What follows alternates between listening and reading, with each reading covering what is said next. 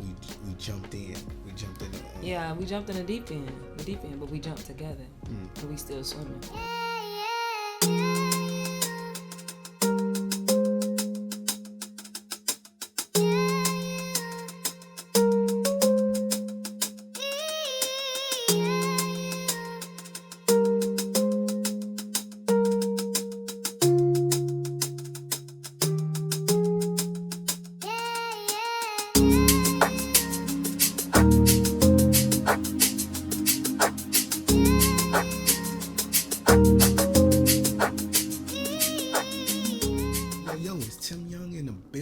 Tell me how you feeling. Yo, I'm Destiny, aka D-Rock, on the chopping block, because we finna chop it up real quick, spit some truth at y'all. What we talking about? Man, matter of fact, what's the name of the podcast? I don't know. I don't know yet. You don't know the name We're of the thinking podcast. about talking in drafts. Talking in drafts, yeah. So we gonna sit on that for a little bit. Yeah, props to our niece for coming up with that idea. It was a really cool idea. Yeah. And based off something that I said, by the way. Absolutely. We gotta give her credit. Yes, based on something she said. Yeah, yes. because we out here. You know what I'm saying? We figuring out life together, doing life together. So Absolutely. We're gonna evolve tomorrow. We might learn something new, which That's may right. influence what we say. So That's right. Talking in drafts. But anyway. Yeah, we wanted to come here and officially do this because not so often you see Tim and Destiny Young side by side doing talks, doing ministry work, doing conversation that will bring life and enlighten somebody's journey and path. Yeah. And that's what we're here to do. That's our purpose. And we just want to get into a conversation that we had earlier today that kind of sparked some interesting thinking. And I'll kick it to D-Rock. Because as we were having a conversation about, we were talking about other things, but she began to talk about a wedding and her viewpoints on weddings now versus what it was before. Destiny, can you take us down that journey? Yeah, so I can't remember exactly how I got to it, but the Holy Spirit just started downloading a bunch of good stuff inside, and I was like, I was reflecting on, I was in conversation, I was reflecting on when I watch movies, right? Fantasy, the drama, or the romance that you see in a film or a TV show. And, they got the big wedding and they got all of that, and I'm like, man, I kind of had a moment where I was like, I kind of would have loved to know what that was like, right? Because we decided not to have a wedding, and the more I sat on that, show after show, movie after movie, I started to realize what it really represented. And well, let me not say I started to realize. Let me not take credit for that. I really believe the Holy Spirit showed me what that represented for me. Excuse me. So this idea, right, of a wedding party, right, and all the witnesses that are there. This idea that my husband is standing at the altar, right, waiting for me to come down the aisle. It was a very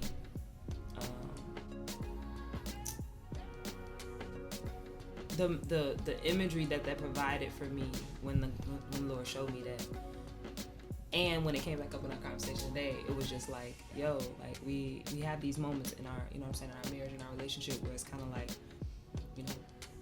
you may have gotten to a certain point and I'm still working up to that, or vice versa. But it's like, in the context of this imagery, this ceremonial kind of thing of the wife walking down, or the woman walking down the aisle, it was like, man, because I used to tell you, like, I always feel like I'm trying to catch up to you, you know what I'm saying, with certain things.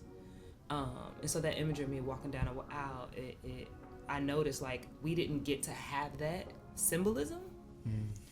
And I don't know, it added a different type of perception to what I said about feeling like I'm catching up to you, right? Because you're standing, grounded at the altar, and you're waiting on me. And I think that also sends another message of like what it means means to be patient, what it means to wait, what it means for us to be at our own pace. And so to watch me walk down the aisle, to wait for me as I walk down the aisle and come to where you are. It was just a very profound image that the Holy Spirit dropped in my head. This idea that you have people alongside you who's going to be there to support you throughout your life. Or, you know, and I think that that's why, too, it was so hard to have a wedding and a wedding party, because it was like, I don't want a bunch of random people up here. Like, I really want people who mean something to me and that I feel like will add value to my marriage, right? And the union that we're building. But yeah, it really, when the Holy Spirit brought it back into my mind and my conversation today, it changed the way that I view the situation. And I think you shared a little bit about that too. Yeah. Well, first, as you were speaking, it was very enlightening, because I was like, dude, I would have never saw it that way, because I guess subconsciously I kind of like downplay weddings a little bit. I guess I did, due to our decision to propose. We knew what was going to happen and we just did it. But you start speaking to the piece of like even having family standing at the side, standing at each side, supporting this move. One thing I can say about family, neither one of our families outside of like the immediate family, like the mothers and fathers, they didn't know. Like the brothers and sisters and the aunts, a lot of people just didn't know. And it was just a very kind of impromptu kind of thing per them, but we knew what was going on. Right. But some of our reasons why we didn't get married, we'll cover a little bit later. But it was just some of the things that I found myself struggling with in this 12 years of marriage, with just certain family members, and just this concept of accepting us as a us versus you as Destiny and me as Tim, and us trying to become more blended. I've realized the symbolism that you spoke to kind of could have essentially dampered or kind of like gave us an opportunity to like accept each party, to kind of like embrace that a little bit more. That's what I'm seeing. I'm seeing that more and more. So it's an interesting concept to think about. What do we do? Where do we go from here? Kind of like an agreement. Yeah. Like being in agreement. Yeah. It was a lot of agreement. It was a lot of agreements and agreements in a wedding. Because both parties, both family members, the bridesmen, the groomsmen, mother, father, sister, brother. Bridesmen. The brides. The brides. Bridesmaids. The bridesmaids. Something like that. It's bridesmaids. We ain't no way. We ain't no way for real. We ain't no way for real. I just didn't want all the drama, but go ahead. Yeah, that's what it came down to last week. Which I felt like it would have been a bit of a drama. It would have been a lot. It would have been a lot. I had too many creatives, too many hands, everybody too many decision makers. I was just like, I'm over it. Everybody would have wanted to have something to do with something, and then it was like, no, you can't do that. No, see, you know what? And then she had too many siblings, so right. I'm sitting here. I remember like it was yesterday. I was sitting in the living room of my mom's house, my mom and dad's house, and I had my notepad up on my Mac, and I was looking, and I was trying to match all of these friends and cousins that I had that could walk down the aisle with her, 17,000 sisters and brothers. So I had a few friends on there. I was like, bro, I did have like 15 people though. I gave up. I was like, you know what? I can't do this. It's too much. I'm not. Yeah. And then we started talking like you said, the drama and all of that, and it just got to a point where it was like, this is gonna get in the way of what we're trying to build here. Yeah. And you said something about that choice and where we ended up. You said we jumped in. We jumped in. Yeah, we jumped in the deep end, but we jumped together, and we still swimming. Come on, son. So it's like, while that was a very, like, almost, I want to say vivid imagery, but I don't know if that's right. But like, I just think that it would be nice to experience that, but also if we never did, just thinking about it, like the concept of it, is also very, I think beneficial to consider. Yeah, I agree, because it gives us an opportunity, especially the imagery that Holy Spirit allows you to see. It gave us an opportunity to kind of like essentially get that or establish those moments in other places, right? If you really think about the moment of the bride walking down the aisle to meet her groom, everything stops. There's a lot of focus. This is the most beautiful. This is the beautifulest person in the room. The beautifulest. Right. The most. You are designed. You are designed, or you were made up to be the most astonishing thing here right now. You know what I'm saying? And it's like I think that's key though. I think that's key to a lot of stuff. To really understand that the bride is, one, she's in white, right? So there's a pureness. Not all of them, but the concept, right? There's a pureness to this. There's a come on, I'm feeling it now. There's a resetting. There's a reestablishing. There's a purification process that's happening in this moment. That's good. A purification process that's happening. I represent purity because I'm coming to my husband. It's a fresh start. Clean it's slate. A fresh start, right? Before God, to be deemed a wife to my husband. You know what I'm saying? So like that's symbolism is purity automatically for me.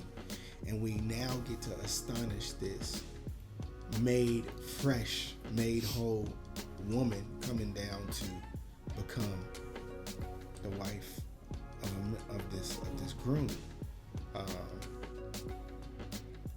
And then you have the parents, right, who give this person away. You feel me? You have the ring, right? And I just think it's interesting that a child is carrying the ring. I don't know what that means yet, but I just think it's interesting that it's usually a child that carries the ring down the aisle. And then once again, you have all the support.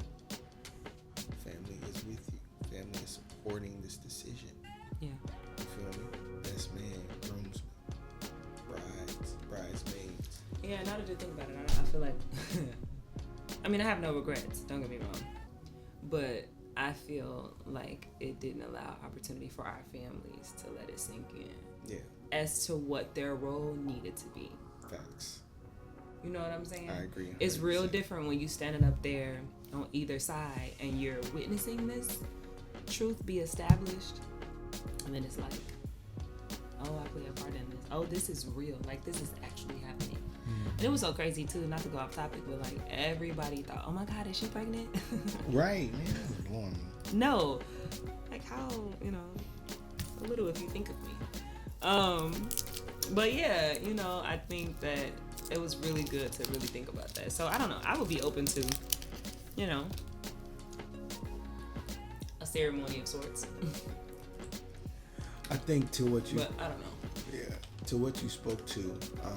It's not as important as the lesson we get out of it. It's not. What's also important, and I think this speaks to the Grace Hub, right? Given an opportunity to add more pieces of grace to add to the hub. Yeah. Right? Yeah. Because to support what you were saying, our families really didn't have the opportunity to fellowship. Yeah. There's a lot of fellowship that happens in the marriage process, in the wedding process, right? You have There's a lot of this too. A lot of this, right? You have the what is it? Yeah. Under the weather. You have the wedding rehearsals, right? Yeah. You got the wedding rehearsals. It's preparation. Come on. Preparation. Yeah. You have there's like a dinner, a wedding rehearsal dinner. You know what I'm saying? Like these different things. Like we've been to some of these things. We've been a part of some of these things because Destiny did some wedding planning for some friends of ours. But we've been in weddings before. Yeah. So it's like to understand the work to make this such a beautiful experience, right? The bonds that you build. If I'm not mistaken, I think for what's the name wedding, we had like some kind of basketball or something, right? It was something related to he had a basketball game at the park on Austin. What you mean? Didn't he do something for because it was? What's that have to do with the wedding? But wasn't it related to the wedding though? No, you mean with the wedding rehearsal that we had in the gym? Oh. That's what that was. That's what that was. Yeah. But he had drinks and stuff. Okay. So that's because that was just that. He liked to have a good time. I don't know why I thought there was no game or nothing. We got into it eventually, but it was time to go. All right. But anyway, I was like, what are you talking about? But once again, that just speaks to the rehearsals, right? And this idea of, once again, giving family an opportunity to be family, because they're gonna become family, right? They're becoming family as we are becoming family. We are the conduits to the other side, becoming a unit versus two individual entities. So I think sometimes because that didn't happen, this idea of separation is more prevalent. My family, your family. Right. Your stuff, my stuff. The picture was never there. It was never there. Yeah. We never took that in the picture. Natural. Yeah. So it was hard to imagine it in the spiritual. Because we forced people on that day, September 17th. We went to Applebee's. I proposed, and I was like, "Hey, y'all, we going to my house down the street to get married." They're like, "What?" It was crazy. Surprise! It was crazy, but that's literally what happened. But you know what I do just am really grateful for? We made that decision together. We did. And we locked in, and it was like, I don't really care what anybody else thinks. Yeah. It really doesn't matter. And it showed, that was the whole point. That was the whole point. When we get in our bag, sorry, y'all, we're going to do what we want. That was the whole point, for real. It was like, no, don't try to talk me out of this. Don't try to... It was all of that. And I think, too, it's like, being the youngest, it was like, I didn't want to hear, oh, you're not ready, or, whatever. Whatever could have been the case. But it was just... It was a lot of pressure I anticipated. And I was just like, we have already made up our minds. And what difference would it have been if we waited? We would have figured out the same stuff we figured out in life anyway. I did. Maybe. Well, I think so. And we were, I had a couple conversations with some different folk, elderly folks, my Uncle RL and some other folks, and a lot of people just didn't understand. It was like, I don't understand. That's why I was like, is she pregnant? Everything okay? I was like, I am perfectly fine. I was like, bro, I got the blessing from Pops. Mm-hmm. And then after that, you know what I'm saying? And you know what? I think this is a great conversation, and that I hope this inspires somebody else, another couple, to truly be one with each other. Yeah. And really make a decision that you all are one with, are unified in. because I can't remember too much interference. I remember there were a couple moments where there was some interference, but we were so solid. We made up in our minds, yo, this is what we're going to do. I remember saying, hey, there's nowhere else to go. There's nothing else to do, so might as well. You know, too, I think we were so on our visions, our dreams, our careers. It was like, let's get to it. Straight up. Like, this is happening, so let's just get to it so we can start to move and groove together. Yeah. And do life together. Man, dude, let's talk about that for a second. Because it's like, it's crazy because it's like, I don't really, as I'm thinking back, I don't know what else I was thinking. You know what I'm saying? Like, man, I would have to say it was some mad crazy faith, right? What? Nothing but. Because we wasn't working. What? We were not working. We First wasn't of all, working. I was still in school. Both of us were still in school. Right. We were still in school, and Yeah. when I look back, child, listen, we were like downtown At the off of King Drive, and it was like, I don't even remember how we was paying rent. I knew it was off the tuitions and stuff. Yeah, Like, it was crazy. Tuition. But anyway, that was then. But see, that's the Excuse me. That's the thing, though, right? I sound ugly when I call. I think we have an opportunity to like even get back into this ourselves. Like that's why we talking in drafts, because this is a development process. Yeah. Like in real time. Because like, dude, fam, like when I got married, Joe, I wasn't thinking about, because people start talking to me about that, and that it kind of like turned me a little bit. You gotta make sure you got this and that. Like, you always hear people say, I gotta have all this stuff together before I get married. I gotta have a house. I gotta have my credit at a 700. I gotta, you know what I'm saying, have this 6-figure job. Man, look, fam. Yeah. If this the one, fam, do what you gotta do. I think if anything, it gave us an opportunity to build a muscle of unity early. And grind and grit and strength, spiritual stamina, even when we weren't yet spiritually mature, which may sound like an oxymoron, but we were able to build the endurance and the stamina to just keep going no matter what, to stay with it, to figure it out. Yeah. You know what I'm saying? So like, I think that's essential. Yeah. Once you've made up in your mind to always come back together no matter what, and be willing to figure it out. I was talking about this in our conversation earlier, like this idea of a puzzle piece. Like, no puzzle is gonna come together with one piece. Mm-hmm. There's multiple, you know what I'm saying? And they're all the same exact size, they just cut real different. And so as long as we keep coming together piece by piece, you know, but it's the willingness to do that. And it becomes hard when your judgment is clouded, your decision making is clouded, there's distractions, there's all different type of people, family, job, everything like is in the way because we allow it to be. Because that just means at that point, are you really focused? You know what I'm saying? On your mate, on your person. But yeah. I have no regrets.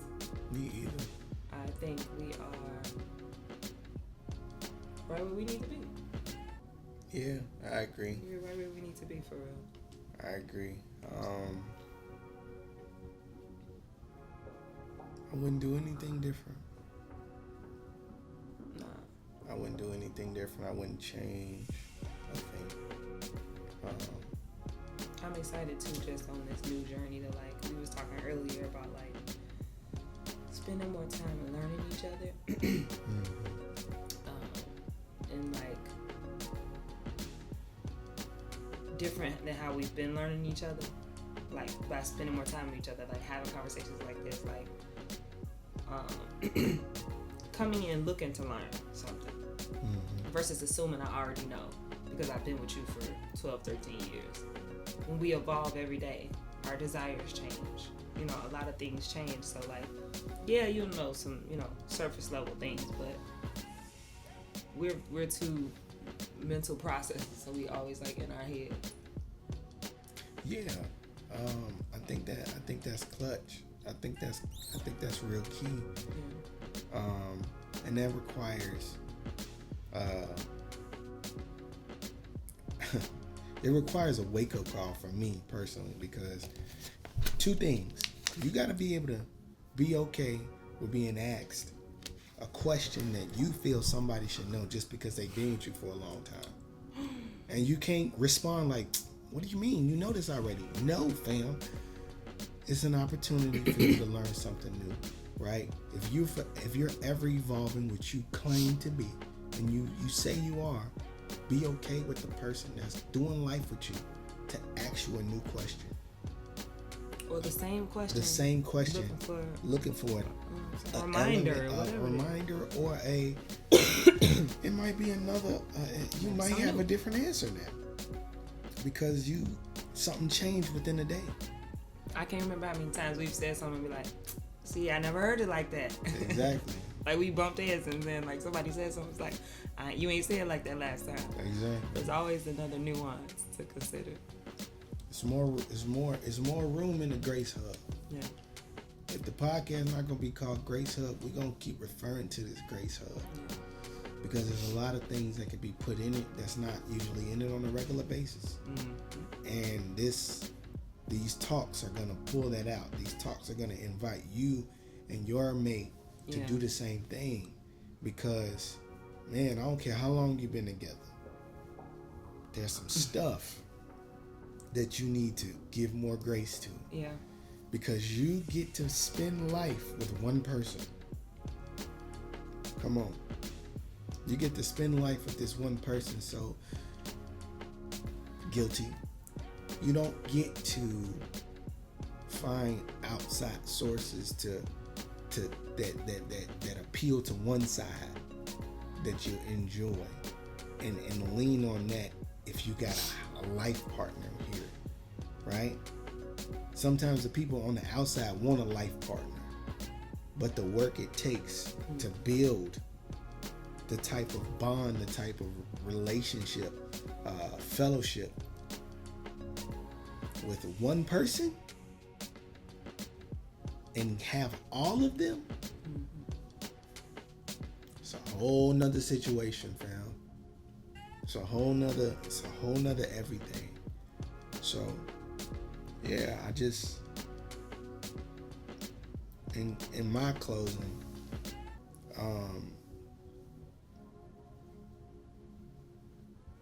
and I was thinking about this earlier, about maybe year 15. You know what I'm saying? We could potentially do a little ceremony kind of situation. Or, I don't know. We can't do it 13 because we need time. We can do whatever we want. At the end of the day. That's true. I don't follow trend. You know how it be for real. Like I don't be caring about people and what they think. I'm talking about preparation. But most definitely, I think that could be a thing for real. Because we coming up on 13. You coming up on 13? Yeah, 15 is doable. 15 is doable. And that'll give us enough time to kind of plan something out, make it real epic and big. Yeah. But yeah, man, don't be out here living life by yourself when you really aspiring to be like married or in a relationship with somebody else. Like, and what I mean by that is just a suggestion. I invite you to think about not living and so deeply like establishing this one mind, because there's gonna come a time, if the Lord wills it so, where you meet your mate. And Tim, you talked about this earlier, this idea of this pilot and this co-pilot, and you talked about, like, you know what I'm saying, needing my strength in certain areas, or so forth and so on. And the thing about it is, when you operate with a singular mindset as a pilot, you forget that your co-pilot can also see through this windshield, right? can also see the things ahead. So you are focused on, we have two different roles. We're both pilots. I'm the co-pilot, two different roles, but we both see through the same window. So you may see you only got two eyeballs. You only got two eyes. And so there may be something that your co-pilot see that you don't see. But if you have your blinders on, it won't allow space for the co-pilot, for your partner, for your mate, for your loved one, whatever it is, to operate in the fullness of who they are. And vice versa. You know what I'm saying? You can't be the co-pilot acting like you the pilot, because you're a co-pilot. You're not in the main chair for a reason. So that's what I will offer up too, as one of my closing themes. You know what I'm saying? The tie and the dye coming together, understanding. Mm-hmm. Dye is second for a reason, and I don't mean nothing. You know what I'm saying? That don't mean nothing shady or nothing. It just means what it means. Period. Yeah. I'm excited to keep having these conversations and keep growing. Me too. Yeah, so y'all can get in on this good. Because we're talking in drafts, it might be different tomorrow. No, I'm just kidding. Yeah, it will. It might be. And another thing, it's like... It'll be better. It's going to be better. Yeah. Because drafts, you're supposed to get better every draft. Exactly. Let me be clear. Exactly. The setup going to get better. Everything right. going to get better. You feel me? The interesting part about this is you said co-pilot and pilot, mm-hmm. right? I can't be the co-pilot as the pilot. Right. So that means you have a role and a responsibility to be a co-pilot, mm-hmm. where I don't need to be the co-pilot. Mm-hmm. I have different things that I need to do as the pilot.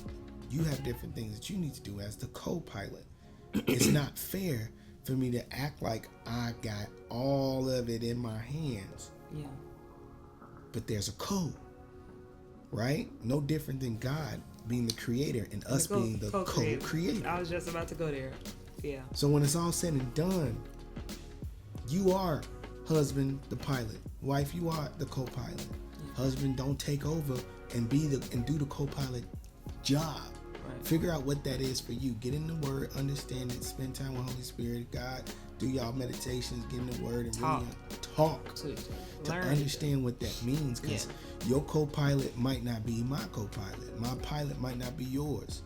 So it's like, understand what that looks like for y'all, so y'all can make the best decision possible and get to your destination. Because it's definitely not a one-size-fits-all model. It's not a one-size-fits-all model. Some of this stuff is common. But the way and the timing in which it has to come down the pipeline is what makes things what they are. So yeah, we hope y'all enjoyed this. We're looking forward to more conversations like this. We'll be doing this on a regular basis. Stay tuned. Got anything? I do. I gotta say my piece. You know what I'm saying? Always offer up some sort of alternative, to your life, to your decision making. So with that being said, put yourself in a position to make a decision, and with every decision you make a difference. That's an alternative. Say that one more time. Come on, man, you blowing my. Say that one more time. Say it one more time. Put yourself in a position to make a decision. Put yourself in a position to make a decision. And with every decision, make a difference. That is the alternative that we offer up to y'all today. Every day. Every time y'all see us, that's what we offer up. Peace. Peace.